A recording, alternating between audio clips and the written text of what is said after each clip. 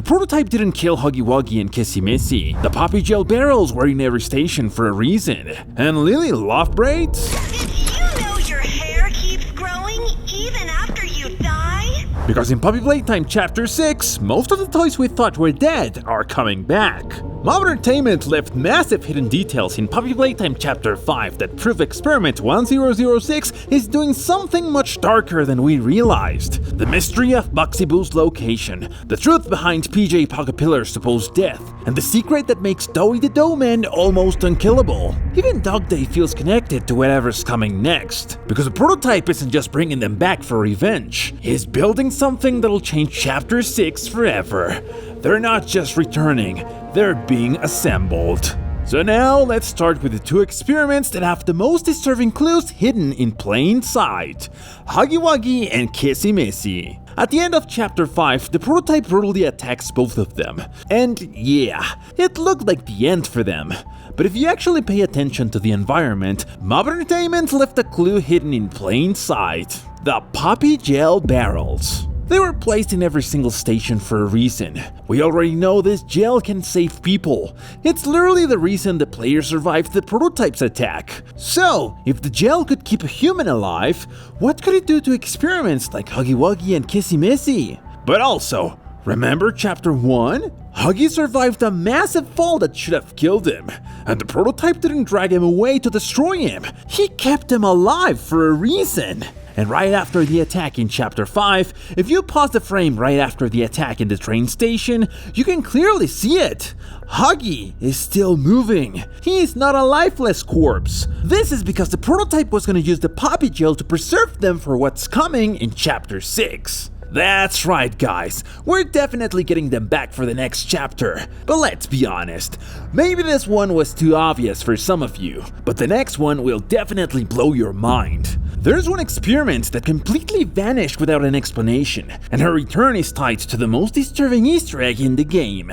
After defeating Lily Lovebraids in Chapter 5, most players thought her story was over. We actually moved on, but in the latest update, Mob Entertainment added a detail that completely changed the conversation. If you press the button on Lily's cardboard sign and go back to where she fell, her body is gone. Completely gone. And that creates a really disturbing possibility. What if the prototype took her? Because Experiment 1006 doesn't just kill toys. He integrates the bodies of defeated experiments into his own structure. But with Lily, it feels different. More personal. Remember the chilling line from her Easter egg, "Did you know your hair keeps growing even after you die?" Well, this isn't just a scary fact.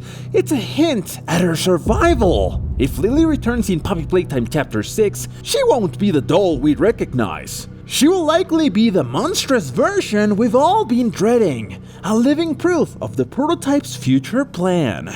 The funny thing is, if the prototype uses parts of his body to attach them into his structure, I cannot imagine where he's gonna assemble Lily's hair into his body. Like, is he gonna wear it as a wig, or what?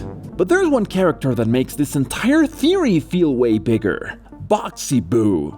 Because unlike characters like PJ or Doey, Boxy Boo is directly connected to some of the biggest secrets inside Playtime Co. Even though he mainly appeared in Project Playtime, Chapter 3 confirms that he's part of the main canon. He appeared in important events, like the Hour of Joy. And that's very interesting, because Boxy Boo wasn't just another random monster. He was one of the first successful bigger bodies experiments ever created, which means he's one of the most important achievements of Playtime Co. And the weirdest part is, we still haven't seen any parts of Boxy Boo attached to the prototype's body. That means one of two things. Either Boxy Boo is still alive, or the prototype still hasn't been able to capture him. And honestly, both possibilities are really interesting, because if Boxy Boo is still alive, then he could be hiding somewhere deep inside the factory. But there's also a much darker possibility. What if Boxy Boo isn't running from the prototype at all? What if he's actually working with him? That would explain why we've never seen his remains. And it'll also explain why he still hasn't properly appeared in the main chapters. And now that Dr. Sawyer is back in the story, that detail suddenly feels way more possible, because Boxy Boo is connected to the story of the experiments, to the creation of the Bigger Bodies Initiative, and possibly to some of the darkest secrets inside the factory. So yeah, Boxy Boo could end up being one of the most important returns in Chapter 6. Okay, now let's talk about the experiment that everyone acts like is dead, even though the game never actually confirmed it. PJ Pug-a-Pillar. For years, most players assumed PJ died back in Chapter 2, especially after Catnap Shrine seemed to show one of his body parts. But then, the restricted restoration Brawn VHS completely changed that theory, because hidden in the background, we can actually see multiple PJ Pug-a-Pillars.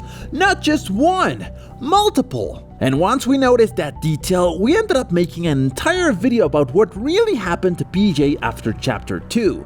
Because the deeper we looked into it, the most obvious it becomes that the original PJ probably never died at all. Especially once you start noticing how many different PJ toys keep appearing throughout the factory.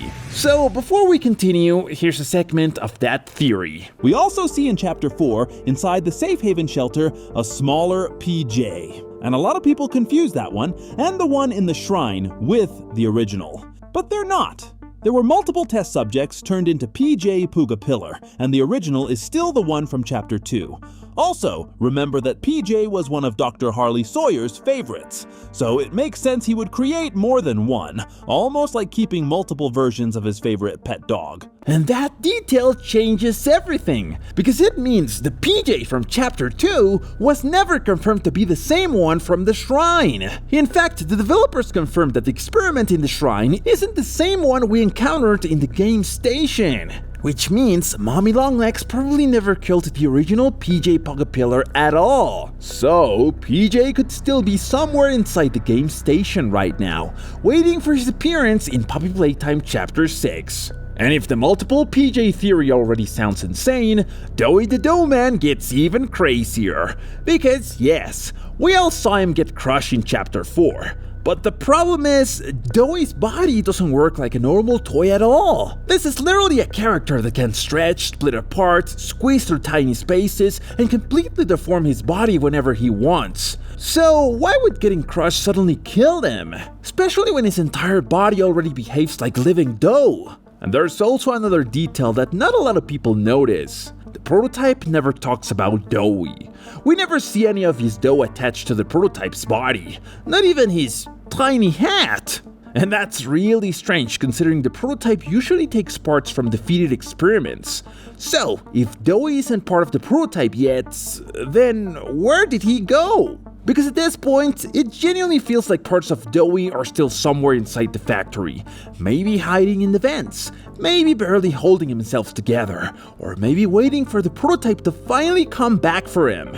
But why is the prototype letting all these characters and toys survive? Why collect them now? Well, the answer lies with the one character who lost everything and is about to become the prototype's greatest weapon, DogDay. Because after Chapter 3, most players assumed the prototype was done with him, but Mob Entertainment recently dropped a massive hint.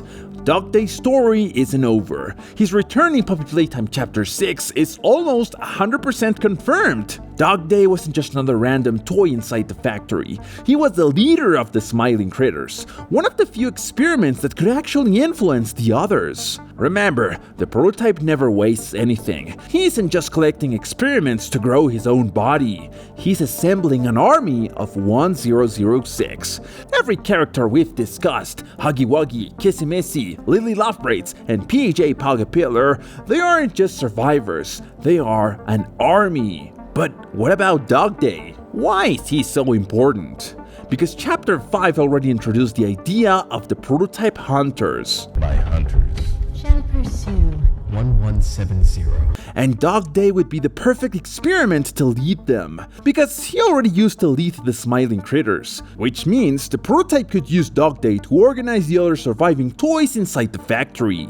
the smiling critters, the nightmare critters, even the wrong side animals. At that point, the prototype wouldn't need to control every experiment himself anymore. DogDay could do it for him.